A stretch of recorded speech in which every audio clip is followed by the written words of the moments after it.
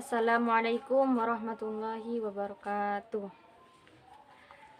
Bismillahirrahmanirrahim. Allahumma sholli ala sayyidina Muhammad wa ala ali sayyidina Muhammad. Yang terhormat pengasuh Pondok Pesantren Zainul Hasan Genggong, Kiai Haji Muhammad Hasan Mutawakkil Allah SHMM. Yang kami hormati Bapak Rektor Universitas Islam Zainul Hasan Genggong, Dr. Abdul Aziz Wahab MAG. Yang kami hormati dosen pengampu mata kuliah materi pendidikan agama Islam di MTS atau MA, yakni Ustadzah Kustiana Arisanti. Perkenalkan, nama saya Rizka Fariska dari Prodi PAI semester 4. Saya di sini akan menjelaskan tentang perkembangan kurikulum pada tahun 1968. Pendidikan di Indonesia diatur oleh Undang-Undang 1945 yang salah satunya itu terdapat pada pasal 31 ayat 1 yang isinya menjelaskan bahwasannya setiap warga negara berhak mendapatkan pendidikan. Awalnya pendidikan itu prosesnya melalui keluarga, tapi dengan berkembangnya zaman banyak hal-hal baru seperti halnya ilmu pengetahuan. Nah, dan ilmu pengetahuan itu tidak diajarkan dalam keluarga. Kemudian dengan adanya lembaga pendidikan yang disebut dengan sekolah digunakan sebagai tempat mendapatkan ilmu pengetahuan yang terus berkembang.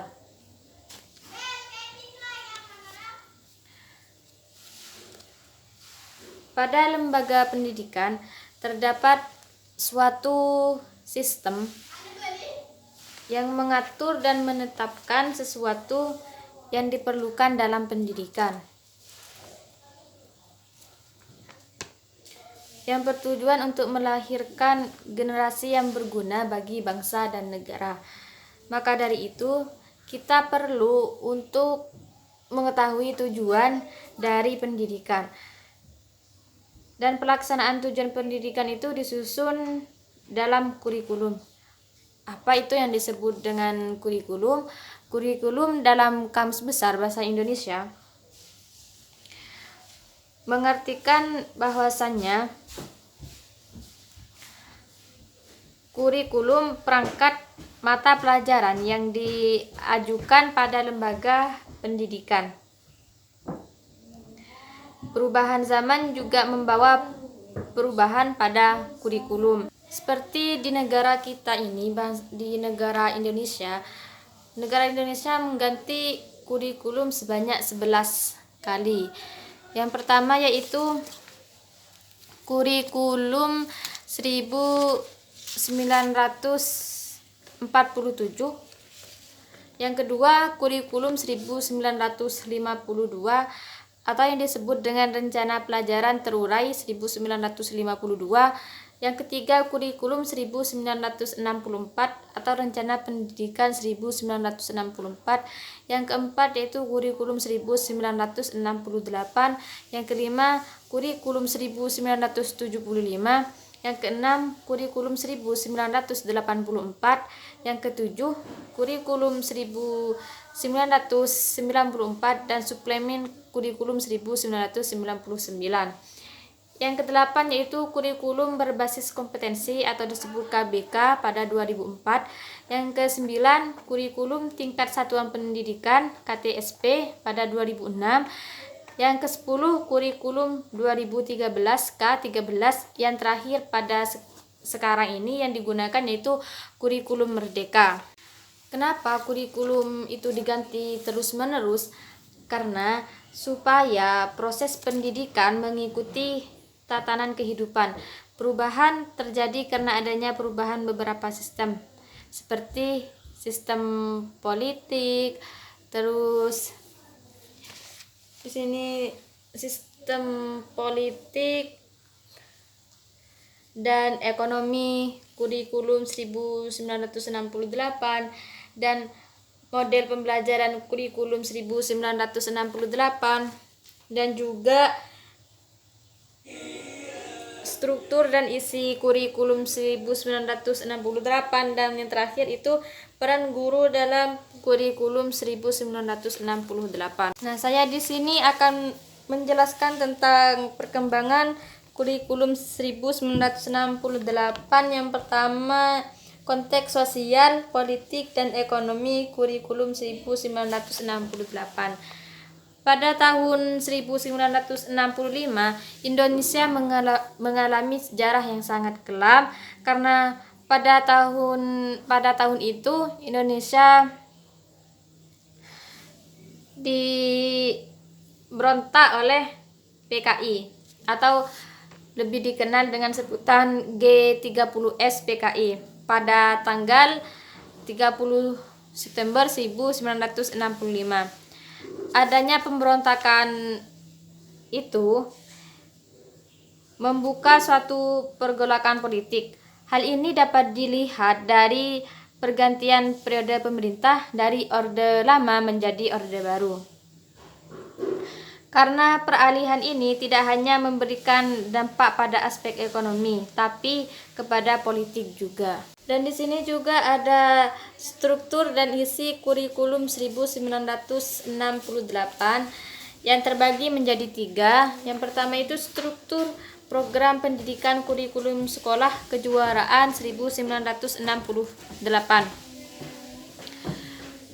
Kurikulum ini dilaksanakan untuk STM dan kursus seperti halnya KPA, KKP, KKPA. Salah satu cirinya yaitu titik berat ditekankan pada materi pembelajaran pada struktur program pendidikan kurikulum sekolah kejuaraan 1068. Yang kedua yaitu isi kurikulum 1968. Isinya itu dengan adanya kurikulum kita bisa menentukan arah dan tujuan dalam penyelenggaraan pendidikan.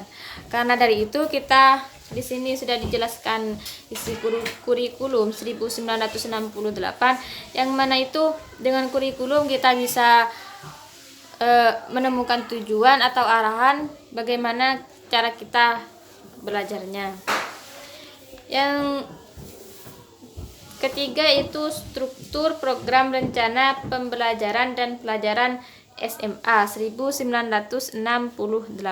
Yang terakhir itu yaitu peran guru dalam kurikulum 1968. Nah, di sini peran guru sangat penting dalam suatu pendidikan karena dalam kurikulum peran guru itu mempunyai peran yang sangat penting dalam proses pembelajaran. Guru berhak mengambil keputusan apa yang akan diajarkan kepada siswanya, bagaimana cara mengajarnya, dan guru juga memiliki pengaruh besar terhadap keberhasilan pembelajaran sekolah. Karena dari itu maka dari itu guru juga berpengaruh dalam kurikulum, karena dengan adanya guru yang akan mengarahkan kita, dan dengan adanya guru, kesimpulannya menurut saya itu adalah dalam setiap perubahan zaman, maka kurikulum juga dirubah agar supaya bisa membuat anak didik itu semakin gampang untuk menanggapi pelajaran. Karena seperti hadis Nabi Muhammad SAW, beliau pernah bersabda, ajarilah anak-anakmu sesuai dengan zamannya, karena mereka hidup di zamannya, bukan pada zamanmu. Sesungguhnya mereka diciptakan untuk zamannya, sedangkan kalian diciptakan untuk zaman kalian. Hadis riwayat Ali bin Abi Thalib. Maka dari itu kurikulum itu sering diganti agar supaya anak didik itu cepat menanggapi sebuah pembelajaran, karena belum tentu kalau masa sekarang contohnya memakai kurikulum di masa-masa yang dulu, takutnya tidak cepat memahami pelajaran. Bukan berarti kurikulum yang dulu-dulunya itu tidak bagus,